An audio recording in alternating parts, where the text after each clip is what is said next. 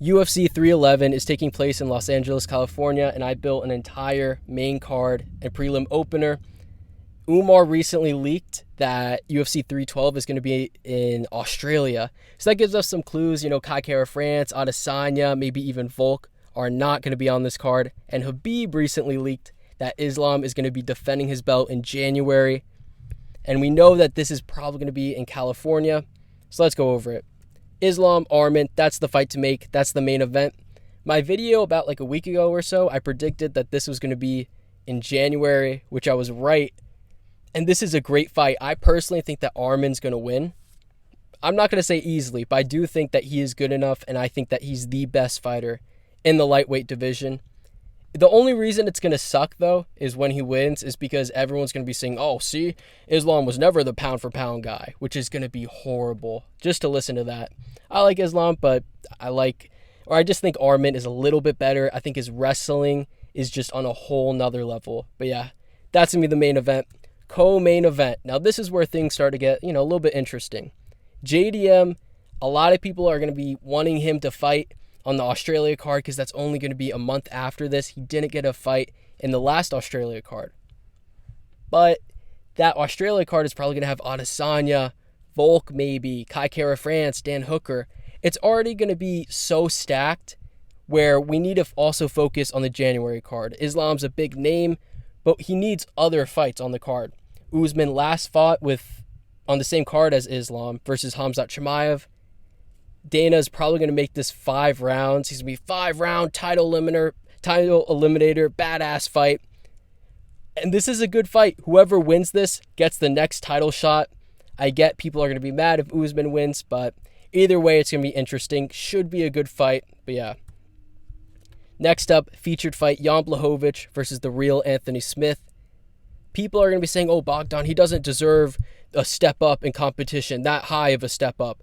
But Khalil Roundtree is getting a title shot, off of Anthony Smith. I think that Bogdan could get a Jan Blachowicz fight. And whoever wins this only needs to win maybe one more fight until they fight for the title.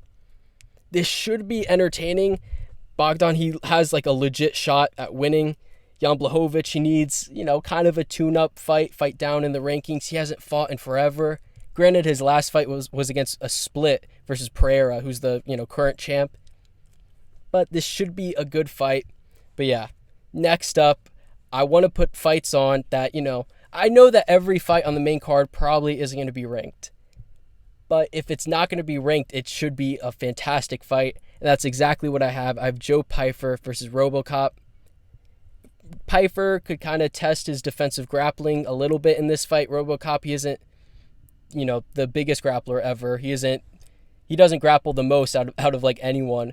But he is a legit striker who has power. Pyfer, a legit striker who has power. We're probably going to see a highlight reel KO. And that's what I'm going for in this card.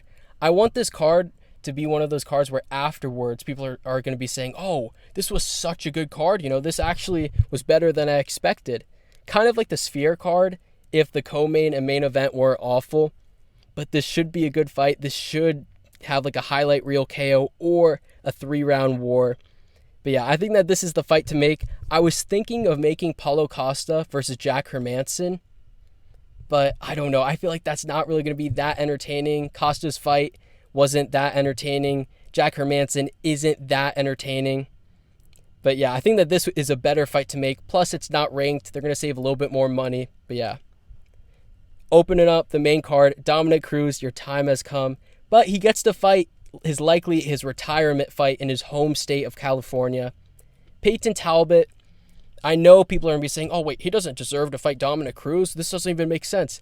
The UFC wants to build someone off of Dominick Cruz. That's what they want to do. Dominick Cruz is probably going to be retiring soon. And they want to build up Payton Talbott. I think that they're going to make this fight. Talbott, I don't know what he's doing. He needs to fight, more often. He fought, 4 months ago, and he didn't even take a single shot. He should have fought on the Sphere, maybe October, something like that. But it's fine. He could fight in January. And I know he said, oh, I want to fight Adrian Yanez. Well, who is Yanez going to fight? Yanez is going to be fighting Vinicius Olivera. this is going to be probably the fight of the night. We could see a highlight reel KO also in this fight. Vinicius Olivera looked amazing versus Ricky Simone. Yanez is on a bit of a skid, but this should be good. Two guys right outside of the rankings, and whoever wins this could fight Payton Talbott, or even, I guess, Dominick Cruz if he somehow wins. But I think that this is a great prelim opener. Let me know what you think of the card. There's other fights that could happen, like a Fiziev, Gamrot, or like a Marvin Vettori, Brendan Allen main event in like the Apex in January. Johnny Walker says he wants to fight in January. But yeah, let me know what you think. And yeah, that's it for me.